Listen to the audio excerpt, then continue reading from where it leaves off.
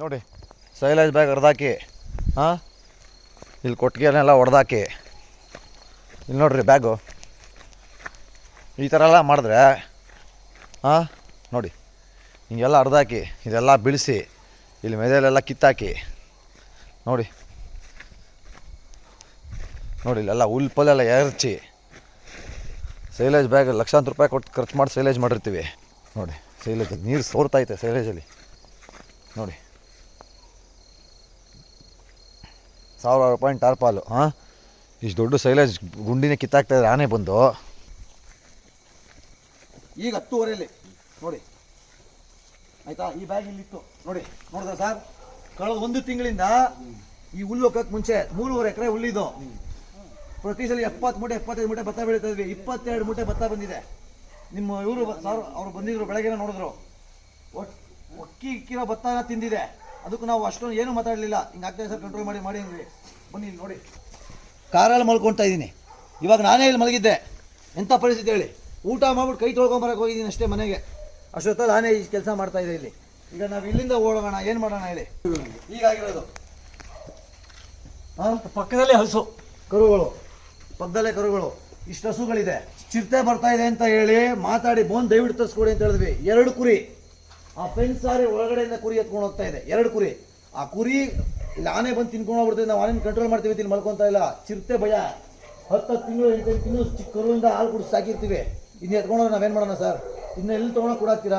ಒಂದೊಂದು ಕಂಬಗಳು ನಿಲ್ಸಿ ಈ ಥರ ನಿಲ್ಸಿದ್ದೀವಿ ಸೇಫ್ಟಿ ಇಲ್ಲದೆ. ನಾವು ಹಸುಗಳನ್ನ ಹಗಲು ರಾತ್ರಿ ಈ ಥರ ಕಾರಲ್ಲಿ ಮಲ್ಕೊಂಡು ನಾವು ಇಲ್ಲಿ ಮಾಡ್ತಾ ಇದೀವಿ. ಈಗ ಅವ್ರು ಏನೋ ಅಂದ್ಬಿಟ್ರು ಹಂಗನ್ಬಿಟ್ಟೆ ಹಿಂಗನ್ಬಿಟ್ಟೆ ಅಂತ. ಅವ್ರು ಕರೆಕ್ಟಾಗಿ ಡ್ಯೂಟಿ ಮಾಡ್ತಾ ಇಲ್ಲ. ಯಾಕಂತ 30 ದಿನದಿಂದ 15 ದಿನ ಫೋನ್ ಮಾಡಿದ್ದೀವಿ. 15 ದಿನ ಹುಡುಗರು ಬಂದಿದ್ದಾರೆ. ನಮ್ಗೆ ಜಗಳ ಮಾಡೋ ಇಂಟೆನ್ಷನ್ ಇಲ್ಲ ಸರ್, ಕೂಗಾಡೋ ಇಂಟೆನ್ಷನ್ ಇಲ್ಲ. ನಮ್ ನೋವು ಅಷ್ಟಿದೆ. ನೋಡಕ್ಕೆ ನಿಮ್ಗೆ ಈಸಿ ಅನ್ಸುತ್ತೆ. ಅವ್ರೊಳಗಡೆ 40 ಟನ್ ತುಂಬೇಕು ನಾವಂದ್ರೆ ರಕ್ತ ಹೋಗ್ಬಿಡೈತೆ ನಮ್ದು. ಪಕ್ಕದಲ್ಲಿ ಇನ್ನೊಬ್ರು 5 ಎಕರೆ ಜಮೀನ್ ಮಾಡಿ, ಇನ್ಯಾರ್ದೋ 3 ಎಕರೆ ಜಮೀನ್ ಮಾಡಿ, ನಮ್ದು 10 ಎಕರೆ ಜಮೀನ್ ಮಾಡಿ ಜೋಳ ಬೆಳೆದು ನೋಡಿ ಕೈಗಳು ನೋಡಿ, ನಮ್ಮ ಕೈಗಳು ನೋಡಿ ಸರ್. ಊಟ ಮಾಡಿದ್ರೆ ಒಂದು ಊಟ ಮಾಡೋಕ್ಕಾಗಲ್ಲ. ಮನೆ ಇದ್ದು ಊಟ ಇದ್ದು ಎಲ್ಲ ಇದ್ದು ನಮಗೆ ಇಷ್ಟು ಕಷ್ಟಪಟ್ಟು ಇದೆಲ್ಲ ಮಾಡಿ ಏನು ಕೇಳಿ. ಬೇಸಿಗೆಯಲ್ಲಿ ಇವಕ್ಕೆಲ್ಲ ಮೇವಿಲ್ದಂಗೆ ಆಗಬಾರ್ದು. ಯಾಕಂದ್ರೆ ಇವೆಲ್ಲ ಸ್ಟಾಕ್ ಇಟ್ಟರೆ ಮಾತ್ರನೇ ಮಾಡೋಕ್ಕಾಗತ್ತೆ ಸರ್.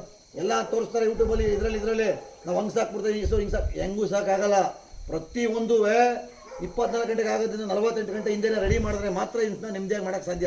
ತುಂಬ ಕಷ್ಟ ಇರ್ತದೆ. ಹಿಂದೆ ಅವ್ರು ಹೇಳ್ಬಿಟ್ರು ಹಂಗೆ ಮಾತಾಡ್ಬಿಟ್ಟೆ ಹಿಂಗೆ ಮಾತಾಡ್ಬಿಟ್ಟೆ ಅಂತ ಅವ್ರಿಗೆ ಮಾತಾಡಿದ್ರೆ ಕಷ್ಟ ನೋವಾಯಿತು. ಇಷ್ಟೆಲ್ಲ ಕಷ್ಟಪಟ್ಟು ಇಷ್ಟೆಲ್ಲ ಮಾಡಿದ್ದೀವಿ. ಒಂದೊಂದು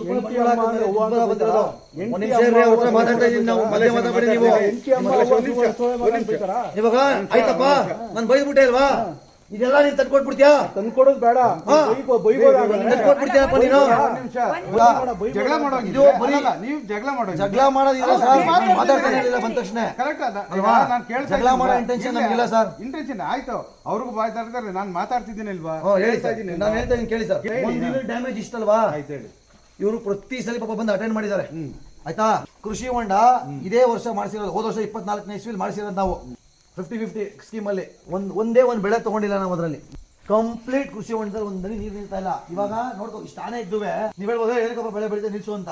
ನಮ್ಮ ಹೊಟ್ಟೆಪಾಡು 1.5 ಎಕರೆ ಬದನೆ ಗಿಡ ಹಾಕಿದ್ದೀನಿ. ಅಲ್ಲೇ ನಿಲ್ಸಿದ್ದೀನಿ. 10,80,000 ರೂಪಾಯಿ ಟ್ರ್ಯಾಕ್ಟರ್, 50 HP ಟ್ರ್ಯಾಕ್ಟರ್ ತಗೊಂಡ್ಬಂದು ಉಳುಮೆ ಮಾಡಿ ನಿಲ್ಸಿ 2 ಟ್ರ್ಯಾಕ್ಟರ್ ಇಟ್ಟು ಅಗಲೋದು ಕಷ್ಟಪಟ್ಟು ಏನಕ್ಕೆ ಮಾಡ್ತಾ ಇದೀವಿ. ನಾವೇನೋ ಮಾಡ್ಬಿಡ್ಬೇಕಂತಲ್ಲ. ಇವಕ್ಕೂ ಮೇವಾಗಬೇಕು, ನಮ್ಗೂ ಆಗಬೇಕು. ಇವು ಕೃಷಿ ಹೊಂಡ ಹೋಯ್ತು ಅಂದ್ವಿ, ಅವರು ಎಚ್ಚೆತ್ಕೊಳ್ಳಲಿಲ್ಲ, ಆಗಲೂ ಕಂಟ್ರೋಲ್ ಮಾಡಲಿಲ್ಲ. ಅಂಥವ್ರು ನೀರು ಕಟ್ಕೊಂಡು ವ್ಯವಸಾಯ ಮಾಡ್ತಾ ಇದೀವಿ. ಡ್ರಿಪ್ ಪೈಪ್ ಹಾಕೊಂಡು ಮಾಡ್ತಾ ಇದೀವಿ. ಅಷ್ಟೆಲ್ಲ ಕಷ್ಟದಲ್ಲಿ ಮಾಡ್ತಾ ಇದೀವಲ್ಲ. 1 ತಿಂಗಳಿಂದ ನಾವು ಸತತ ಕಂಪ್ಲೇಂಟ್ ಮಾಡ್ತಾ ಇದೀವಿ. ಅಟೆಂಡ್ ಆಗಿರೋ ಹುಡುಗರು ಕೇಳಿ, ಯಾವ ಹೆಸರನ್ನು ಕೇಳಬೇಡಿ. ಕೇಳಿ, ಇವ್ರು ಬಂದು ಹೋಗಿರೋ ಪ್ರೂಫ್ ನಮ್ಮ ಹತ್ರ ಇದೆ. ರಾತ್ರಿ ಆ ಹುಡುಗರು ಬಂದು ಹೋಗಿರೋ ಪ್ರೂಫ್ ನಮ್ಮ ಹತ್ರ ಕೇಳಿ ಕಳಿಸ್ತಾರೆ. ಹರೀಶ್ ಅವ್ರು ಬಿಟಿ ಇನ್ಚಾರ್ಜ್ ಬರಬೇಕು. ಸಿಸ್ಟಮ್ ತಿಳ್ಕೊಳ್ತೀರಾ? ಅರ್ಥ ಆಯ್ತಲ್ಲ? ಆ ಬೀಟ್ ಯಾರು ಇರ್ತಾರೆ ಅವರೇ ಬರ್ಬೇಕು. ನೈಟ್ ಆನೆ ಬಂತು ಅಂತ ನಾವು ಇನ್ಫಾರ್ಮ್ ಮಾಡಿದ್ರೆ ಹುಡುಗರು ಬರ್ತಾರೆ. ಬೆಳಗ್ಗೆ ಬೀಟ್ ಇನ್ಚಾರ್ಜ್ ಬಂದು ನೋಡ್ಕೊಂಡು ಹೋಗ್ತಾರೆ. ಈಗ ಬೀಟ್ ಇನ್ಚಾರ್ಜೇ ಬರಬೇಕು. ಹೌದಾ? ಏನ್ ಟೀಮ್ ಇಟ್ಟಿದ್ದಾರೆ, ಟೀಮೇ ಕಳಿಸ್ಕೊಡ್ಬೇಕು ಆನೆ ಓಡಿಸಕ್ಕೆ. ಯಾಕಂದ್ರೆ ಒಂದು ಈಗ ಆನೆ ಇರೋದು ಒಂದೇ ಕಡೆ, ನಿಮ್ದು ಒಂದೇ ಕಡೆ ಬರ್ತಾ ಇಲ್ಲ. ಇಡೀ ಜಿಲ್ಲೆಗಳಲ್ಲಿ ಸುಮಾರು ಕಡೆಯಲ್ಲಿ ಆನೆಗಳು ಬರ್ತದೆ, ಟೀಮ್ಗಳು ಹೋಗ್ಬೇಕು. ನಿಮ್ಮ ಈ ತೆಂಗಿನಕಲ್ಲು ಚಿಕ್ಕಮಣ್ಣಗುಡ್ಡೆಲ್ಲ ಈಗ 4 ಗಾಡಿ ಬರ್ತವೆ. ಅರ್ಥ ಆಯ್ತಲ್ಲ? ಈಗ ನಿಮ್ಮಷ್ಟು ನೋವು ಇನ್ನೊಬ್ಬ ರೈತರಿಗೂ ಇರ್ತದೆ. ನಮಗೆ ಅಲ್ಲ, ರೈತರಿಂದ ನಿಮಗೂ ತೊಂದರೆ ಆಗ್ತಾ ಇದೆ. ಈ ತರ ನಮ್ಮನ್ನ ಅಟ್ಯಾಕ್ ಮಾಡ್ತಾರೆ ಅಂತ ನೀವು MLA ಹೇಳಿದಾಗಿದೆ. ಇವತ್ತು ಅದಕ್ಕೆ ಫಾರೆಸ್ಟ್ ಮಿನಿಸ್ಟರ್ ಬಂದಿದ್ದಾರೆ. ನೀವು ಸಿಚುವೇಶನ್ ತಿಳ್ಕೊಳ್ಳಿ. ಆ ಒಂದು ಉದ್ದೇಶಗಳೇನೆ ಅರ್ಥ ಆಯ್ತಲ್ಲ? 28 ಆನೆಗಳನ್ನು ಹಿಡಿಲೇಬೇಕು ಅನ್ನೋ ಒಂದು ಮನವಿಯನ್ನ ನಾವು ಸಲ್ಲಿಸಿದೀವಿ. ಆ ಒಂದು ಮನವಿ ಸಲ್ಲಿಸಿದಕ್ಕೆ ಈ ಇಲ್ಲಿ ಲೋಕಲ್ ಏನಿದೆ ಅನ್ನೋದು ಮಿನಿಸ್ಟರ್ ಗಮನಕ್ಕೆ ತರ್ಸಕ್ಕೇನೆ MLA ಅವರು ಖುದ್ದಾಗಿ ಅವರೇ ಒಂದು ತಿಂಗಳಿನ ಸತತವಾಗಿ ನಮ್ಮ ಜೊತೆ ಇದು ಮಾತಾಡಿ ಇದು ಮಾಡ್ಕೊಂಡು ಅವ್ರಿಗೆ ಹೇಳಿದ್ದಾರೆ. ಇವತ್ತು ಓಪನ್ ಇದು ಯಾವ್ದು ಕ್ಲೋಸ್ಡ್ ಸರ್ಕ್ಯೂಟ್ ಅಲ್ಲಿ ಮಾತಾಡಿಲ್ಲ. BBಹಳ್ಳಿಲಿ ರೈತರ ಜೊತೆ ಓಪನ್ ಸಂಘ ಇದು ಮಾಡಿದ್ದಾರೆ ಅರ್ಧ ಗಂಟೆ ಕಾಲದಲ್ಲಿ. ಅರ್ಥ ಆಯ್ತಲ್ಲ?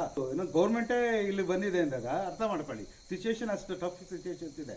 ಗೌರ್ಮೆಂಟೇ ಬಂದು ಮಾತಾಡಿದ್ದಾರೆ. ಅವರು ಈಗ ಏನೋ ಹೇಳಿದ್ದಾರೆ ಅಂದ್ರೆ 1,000 ಎಕರೆ ಏರಿಯಾದಲ್ಲಿ ಬೌಂಡ್ರಿ ಮಾಡಿ ಅದನ್ನ ಆನೆಗಳನ್ನ ಕ್ಯಾಪ್ಚರ್ ಮಾಡಿ ಬಿಡಬೇಕಾದಂತ ಸಿಚುವೇಶನ್ ಇದೆ ಅಂತ ಹೇಳಿದ್ದಾರೆ. ಅರ್ಥ ಆಯ್ತಲ್ಲ? What is my age is I am cross 68. ಪ್ರತಿದಿನ 12 ಗಂಟೆ ರಾತ್ರಿ ಆದ್ರೂ ಆನೆಯಿಂದಾಗಿ ಊಟ ಮಾಡ್ತಿಲ್ಲ. ಯಾಕೆ? ಅದ್ರ ಹಿಂದೆ ಓಡಾಡ್ಕೊಂಡು ಪಟಾಕಿ ಹಿಡ್ಕೊಂಡು ಇವ್ರ ಮಕ್ಕಳೊಬ್ಬರೇ ಓಡೋಗ್ತಾರೆ. ಮಕ್ಕಳನ್ನ ಮುಂದೆ ಬಿಟ್ಟು ಓಡೋಗ್ತಾ ಇದ್ದೀನಿ. ಅವತ್ತು ಓಡಾಡಿದಾಗ ನಿಮ್ಗೆ ಅಲ್ಲೆಲ್ಲ ಹೇಳಿ ಸರಿ, ಆದ್ರೆ ನಾವು ಅಷ್ಟು ಮಾಡಿದ್ರೆ ಇನ್ನೂ ನಾಶ ಮಾಡ್ಬಿಟ್ಟು ಹೋಗುತ್ತೆ. ಜೀವಂತ ಸ್ವಲ್ಪ ಅದ್ರ ನಾನು ಹೇಳಿದೆ ಅಷ್ಟೆಲ್ಲ ಹತ್ರಕ್ಕೆ ಹೋಗ್ಬೇಡಿ, ಟಾರ್ಚ್ ಕಣ್ಣಿಗೆ ಹಾಕ್ಬೇಡಿ. ಯಾಕಂದ್ರೆ ಸರಿ, ಅದನ್ನ ಏನ್ ಬೇಕು ನೋಡಿ, ನನ್ನ ಕೆಪಾಸಿಟಿ ಇಷ್ಟ ಇದೆ. ಈಗ ಇದನ್ನ ಹಿಂದಕ್ಕಿದ್ದಂಗೆ ಏಕ್ದಮ್ ಒಂದೇ ಸರಿ ಸರ್ ಮಾಡಿಬಿಡಿ ಆನೆನ ಸಾಧ್ಯನೇ ಇಲ್ಲ. ಆನೆ ಓಡಿಸೋದ್ ಬಿಟ್ಟರೆ ನಮ್ ಕೈಲಿ ಸದ್ಯದ ಪರಿಸ್ಥಿತಿ ಆಗೋದಿಲ್ಲ. 10 ಸಲ ನಿಮ್ ಕ್ಯಾಂಪ್ ಬಂದ್ರು 10 ಸಲ ನಮ್ ಟೀಮ್ ಕಳಿಸ್ಬಿಟ್ಟು ಓಡಿಸೋದನ್ನ ನಮ್ ಕೆಪಾಸಿಟಿ ಇದೆ. ಒಂದದು ಇದು ಸೊಲ್ಯೂಷನ್ ಮಾಡ್ಬೇಕಂದ್ರೆ ಮಾತಾಡಿದ್ದಾರೆ.